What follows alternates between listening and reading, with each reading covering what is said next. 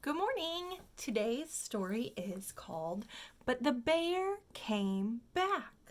The author is Tammi Sauer. The illustrator is Dan Taylor. And actually, as I was going through this, I realized I recognized those illustrations. Dan Taylor is the illustrator of Dogfish. So if you didn't check that story out, we already have that posted on IGTV. Check out Dogfish. He's a great illustrator. Like I said, sometimes you're reading stories and you're like, oh, this looks familiar. And it's just a fun connection when you recognize, oh, I love another story by that illustrator. But the Bear Came Back. Written by Tammi Sauer. Illustrated by Dan Taylor. But the bear came back. One ordinary day, a bear knocked on my door. I politely informed him that bears do not belong in houses. Then I said, "Go home, bear." And that was that. Do you think it's going to be that simple? Remember what the title is? But the bear came back. But the bear came back. This time, he brought a friend. I said, "Go home, bear, and take that flamingo with you." And that was that. What do you think is going to happen? But the bear came back. I pretended no one was home. There's a sign on the door. It says, "No one is home." Really. Especially if you are a bear. Apparently bears can't read. I said, "Go home, bear." And that was that. How did the bear get in his house? He came down the chimney and through the fireplace. He tracked all of this soot with him. Do you know anybody else that travels through the chimney and into the house through the fireplace? Santa Claus! But the bear came back. Again, and again, and again. You and your bear, a guide. But the little boy is holding a book that says Removing Pests. Things got a little ridiculous. I said, "Go home, bear!" And the bear didn't come back.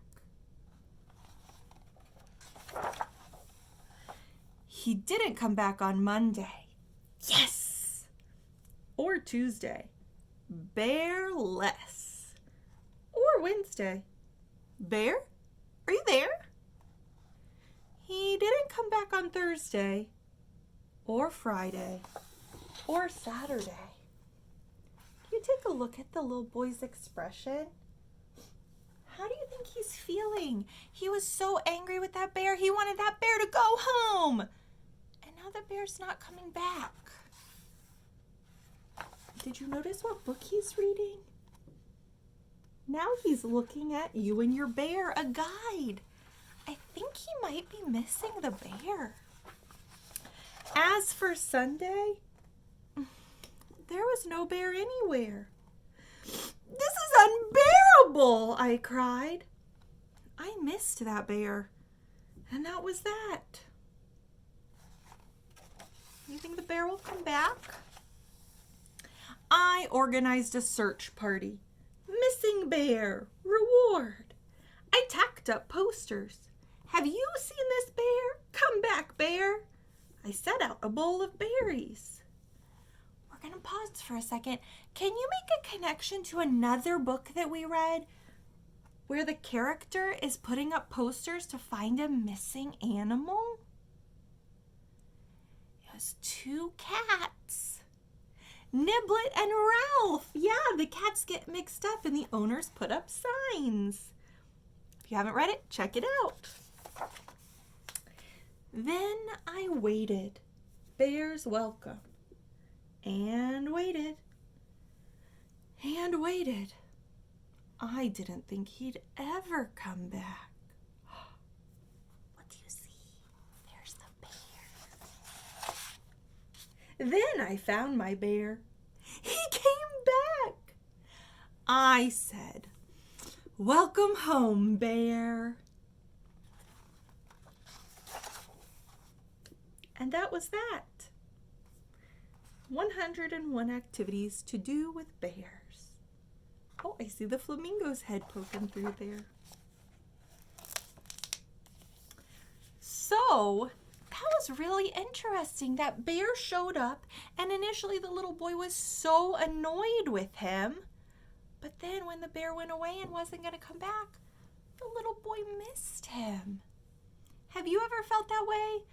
You weren't sure how you felt about somebody, and then they kept showing up, they kept wanting to play, and then eventually you realized, I kind of like this person. So if somebody wants to be your friend, give them a shot. You might find your best friend.